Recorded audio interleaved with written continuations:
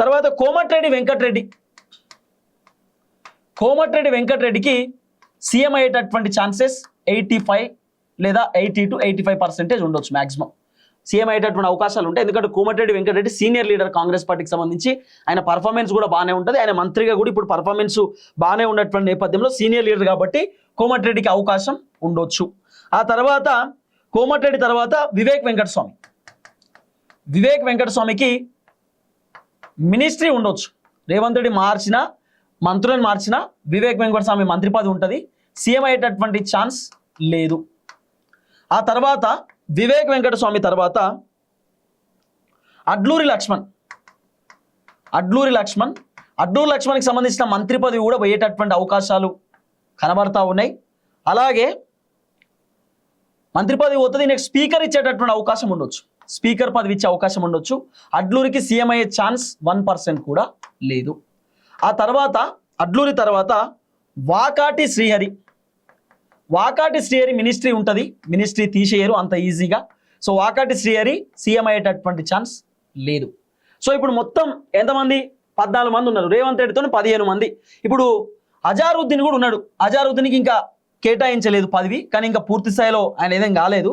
ఆయన ఏదో మొన్న ప్రమాణ స్వీకారం చేసిండు అంతే ఎమ్మెల్సీగా. కాబట్టి మరి అజారుద్దీన్కి అవకాశం ఉందా అంటే అజారుద్దీన్కి మినిస్ట్రీయే చక్కగా వేయలేదు, సీఎం అయ్యేటటువంటి ఛాన్స్ లేదు. సరే, ఇప్పుడు దీంట్లో మొత్తం పేర్లలో బట్టి విక్రమార్క, ఉత్తమ్ కుమార్ రెడ్డి, శ్రీధర్ బాబు, పొంగులేటి శ్రీనివాస్ రెడ్డి, పొన్నం ప్రభాకర్, కొండా సురేఖ, సీతక్క, తుమ్మల నాగేశ్వరరావు, జూపల్లి, దామోదర్ రాజనరసింహ, కోమటిరెడ్డి వెంకటరెడ్డి, వివేక్ వెంకటస్వామి, అడ్లూరి లక్ష్మణ్, తర్వాత వాకాటి శ్రీహరి, అజారుద్దీన్, ఈ మంత్రులలో మొత్తం ఎవరికి సీఎం పదవి ఇవ్వచ్చు మీ అంచనా? సో మనకున్న సోర్స్ అయితే ఒకవేళ రేవంత్ రెడ్డి సీఎం పదవి దించేస్తే ఉత్తమ్ కుమార్ రెడ్డికి ముఖ్యమంత్రి పదవి ఇచ్చేటటువంటి అవకాశాలు ఉండొచ్చు అనేది వినబడుతున్న చర్చ. ఇన్ కేసు ఉత్తమ్ కుమార్ రెడ్డికి అవకాశం ఇవ్వకపోతే వేరే ఆప్షన్ కోమటిరెడ్డి వెంకటరెడ్డి, పొంగులేటి శ్రీనివాస్ రెడ్డి, ఇట్లా కాంగ్రెస్ బలం ఉన్నటువంటి వ్యక్తులు, సీతక్క. సో ఒక మహిళకు కూడా అవకాశం ఇచ్చినామనే ఆలోచనతోటి అధిష్టానం కూడా కొంత ఇవ్వచ్చు. కాబట్టి ఇలాంటి పేర్లు వినబడుతున్నాయి మ్యాక్సిమం. కోమటిరెడ్డి వెంకటరెడ్డి, సీతక్క, పొంగులేటి శ్రీనివాస్ రెడ్డి, ఉత్తమ్ కుమార్ రెడ్డి, కోమటిరెడ్డి వెంకటరెడ్డి, వీళ్ళంతా కూడా సీనియర్ లీడర్లు కాంగ్రెస్ పార్టీకి సంబంధించి. So Ponguleti Srinivas Reddy senior leader కాకపోవచ్చు, కానీ పొంగులేటి దగ్గర పైసలు ఉన్నాయి, ఆయన పరిపాలన చేయగలుగుతాడు, గవర్నమెంట్ కాన్స్టెంట్ ఉంచగలుగుతాడు, అవసరం అంటే బీఆర్ఎస్ వాళ్ళని కూడా కొనగలుగుతాడు. కాబట్టి ఇట్లాంటి పేర్లు అయితే తినబడుతున్నాయి. సో ఎవరు ఫిట్ ఎవరు అన్ఫిట్ అనేది క్వశ్చన్ మార్క్. నేను చెప్పిన ఫైనల్ కాదు, మీరు కూడా ఆన్సర్ ఇవ్వండి, మీరు కూడా కొంత కామెంట్ పెట్టేటటువంటి కార్యక్రమం చేయండి. ఒకవేళ రేవంత్ రెడ్డి కాకపోతే కాంగ్రెస్కి ఆప్షన్ ఏంది?